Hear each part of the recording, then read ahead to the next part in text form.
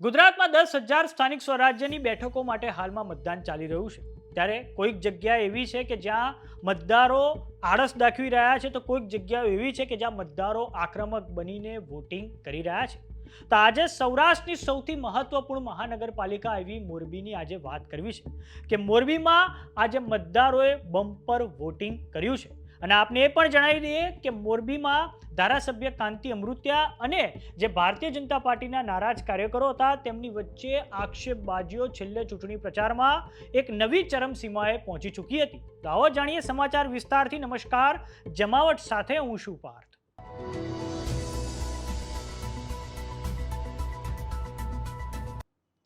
તો દર્શક મિત્રો, આજે સૌરાષ્ટ્રની સૌથી મહત્વપૂર્ણ મહાનગરપાલિકા એવી મોરબીની વાત કરવી છે. તો મોરબીમાં બપોરે 1 વાગ્યા સુધીના આંકડાની વાત કરીએ તો મોરબી મહાનગરપાલિકામાં 39.80% જેટલું વોટિંગ નોંધાયું છે. તમામ મહાનગરપાલિકાઓ કરતાં મોરબીમાં સૌથી વધારે વોટિંગ થયું છે. આપણે વોર્ડ વાઇઝ વાત કરીએ તો મોરબી મહાનગરપાલિકામાં 13 વોર્ડ છે. સૌ પ્રથમ વાત કરીએ વોર્ડ નંબર 1ની કે જ્યાં 41.18% જેટલું વોટિંગ થયું છે. આ એ જ વોર્ડ નંબર 1 છે કે જ્યાં ભાજપના પૂર્વ પ્રમુખ દેવાભાઈ અવાડિયાએ પોતાના પુત્ર સહિતની એક આખી અપક્ષ પેનલ ઉતારી દીધી હતી. આ ઉપરાંત આ દેવાભાઈ અવાડિયા અને કાંતિ અમૃત્યા વચ્ચે જબરજસ્ત આક્ષેપો અને પ્રતિ આક્ષેપો થયા હતા, જેના કારણે જે ચૂંટણી પ્રચાર છે તે અખંડ દીવાથી લઈને બંદૂક સુધી પહોંચી ગયો હતો.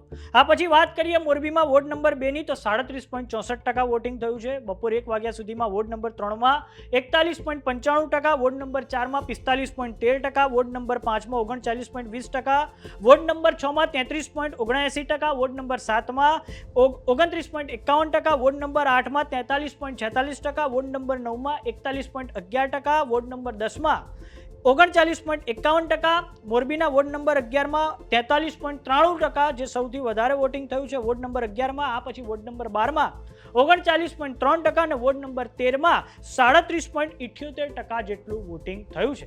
આમ મોરબી જે મહાનગરપાલિકાની ચૂંટણીઓ છે તેનું સમગ્ર સૌરાષ્ટ્રમાં તેણે ધ્યાન ખેંચ્યું હતું. હવે વાત કરીએ મોરબી જિલ્લાની, તો તેમાં વાત કરીએ ટંકારા નગરપાલિકાની.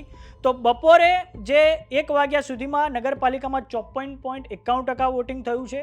આ પછી વાત કરીએ મોરબી જિલ્લા પંચાયતની, તો તેમાં 45.58% જેટલું વોટિંગ બપોરે 1 વાગ્યા સુધીમાં થયું છે. માળિયા નગરપાલિકાની વાત કરીએ તો 46.1% જેટલું વોટિંગ થયું છે.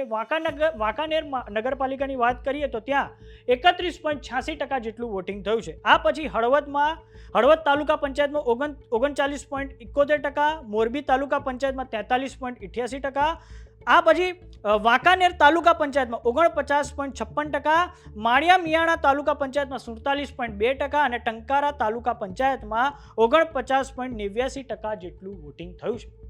આપણે અન્ય મુદ્દાઓની વાત કરીએ તો મોરબીમાં થોડાક સમય અગાઉ પાટીદાર નેતા મનોજ પનારા દ્વારા એક પ્રેસ કોન્ફરન્સ પણ કરવામાં આવી હતી, જેમાં તેમણે જે અમુક ફાઇનાન્સ કંપનીઓ છે કે જે જબરજસ્તી સામાન્ય લોકો પાસેથી 50% જેટલું વ્યાજ વસૂલે છે, મોટી ગાડીઓના કાફલા સાથે ફરે છે અને તેમના દ્વારા ખૂબ મોટા પાયે અસામાજિક તત્વોને પ્રવૃત્તિઓને અંજામ આપવામાં આવે છે. અને આ પછી મનોજ પનારાએ ધારાસભ્ય કાંતિ અમૃત્યા પર પણ તેમણે સવાલો ઉઠાવ્યા હતા અને જે મોરબીમાં કાયદો વ્યવસ્થાની સ્થિતિ છે તેને લઈને પણ તેમણે ખૂબ ગંભીર સવાલો ઉઠાવ્યા હતા. હવે તો પરમ દિવસે જ આપણને ખબર પડે કે મોરબીની જનતાએ કયા પક્ષ પર પોતાની પસંદગીનો કળશ ઢોળ્યો છે. તો સમાચારોમાં અત્યારે બસ આટલું. જોતા રહો જમાવટ. જો તમે અમને યુટ્યુબ પર જોઈ રહ્યા તો સબસ્ક્રાઇબ કરો, જો તમે અમને ફેસબુક પર જોઈ રહ્યા તો ફોલો કરો, સાથે જ અમારી વોટ્સએપ ચેનલ આવી ગઈ છે, જોઈન કરવાનું ના ભૂલતા. નમસ્કાર.